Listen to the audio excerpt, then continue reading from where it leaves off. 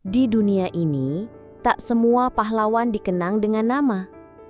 Ada yang hidupnya diam, tak menonjol, tapi di langit namanya bersinar. Kita hidup di zaman yang penuh suara. Semua ingin tampil, semua ingin dikenal.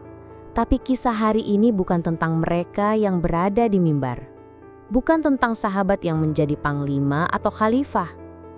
Ini tentang seseorang yang duduk di barisan belakang, yang tidak banyak bicara, yang mungkin tak pernah disebut dalam ceramah-ceramah. Namun, dia punya kehormatan yang tidak dimiliki siapapun. Dia adalah tukang cukur Nabi Shallallahu Alaihi Wasallam. Namanya tak banyak disebut. Beberapa riwayat menyebutnya Salim Al-Hijami. Sebagian menyebut hanya sebagai rajul fakir, lelaki miskin. Dia tinggal di Madinah. Rumahnya kecil, hidupnya sederhana. Ia bekerja mencukur rambut orang-orang di pasar. Tiap hari, ia membuka lapak kecil. Hanya sebilah pisau cukur dan baskom air. Tapi setiap pagi, sebelum ia mulai bekerja, ia datang ke Masjid Nabawi. Duduk di saf paling belakang, tak menonjol. Tapi setiap kali Nabi datang, matanya berkaca. Tak ada satu hari pun ia lewati tanpa melihat wajah Rasulullah. Itu cukup baginya. Ia tak minta apa-apa dari dunia.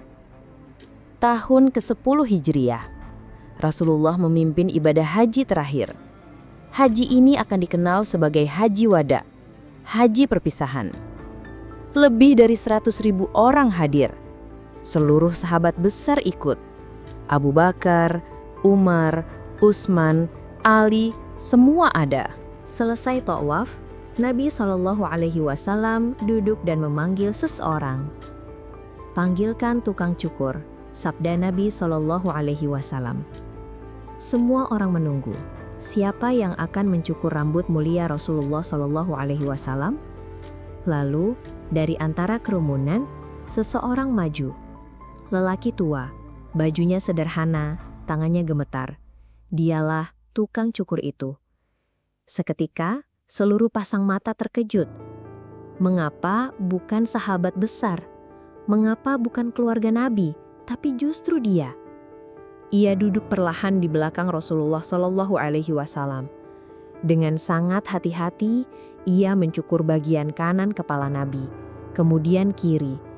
Dan Nabi Shallallahu Alaihi Wasallam tidak berkata banyak, hanya tersenyum dan menyerahkan rambut beliau untuk dibagikan kepada para sahabat. Itulah momen sakral.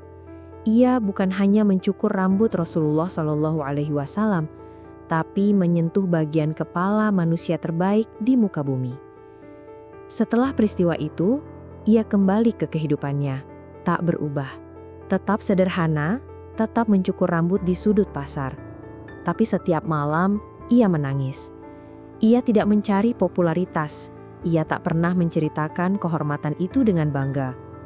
Seseorang pernah bertanya kepadanya, "Mengapa engkau tidak menceritakan kepada orang-orang bahwa engkau mencukur rambut Rasulullah Shallallahu Alaihi Wasallam?" Ia menjawab pelan, "Aku takut kebanggaan itu mencuri niatku. Biarlah Allah yang menyimpan kisah itu untukku." Waktu berlalu. Haji Wada menjadi momen terakhir Nabi bersama umatnya.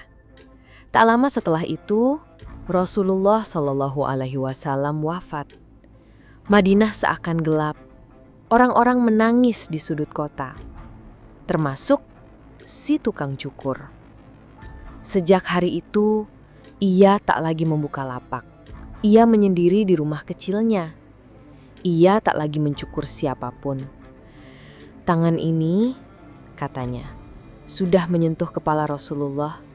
Aku tak layak lagi menyentuh kepala siapapun." Ia hidup dalam kesunyian, dalam tangisan, dalam cinta yang terus tumbuh, meski orang yang dicintai sudah pergi. Suatu malam, tukang cukur itu sholat. Ia sujud lama sekali. Tetangga yang melihatnya mengira ia tertidur. Tapi ia tak pernah bangun dari sujud itu. Ia wafat dalam keadaan sujud, dalam kesunyian, tanpa sanjungan, tanpa keramaian. Namun, ulama mengatakan, orang-orang seperti inilah yang namanya disebut oleh malaikat, bukan karena retorika, tapi karena cinta yang tulus. Kisah ini mengajarkan satu hal. Tidak perlu menjadi terkenal untuk dicintai oleh Allah. Tidak perlu berdiri di atas panggung untuk dilihat oleh langit.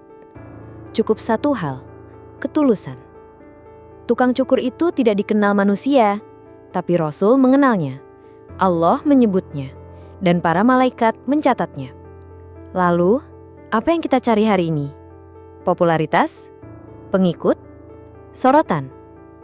Cukuplah Allah yang mengenal kita jika dunia melupakan kita. Kalau kisah ini menyentuh hatimu, jangan lupa tekan like, subscribe, dan aktifkan lonceng notifikasi untuk kisah-kisah Islami lainnya yang membuka hati dan menuntun jiwa. Sampai jumpa di episode berikutnya. Assalamualaikum warahmatullahi wabarakatuh.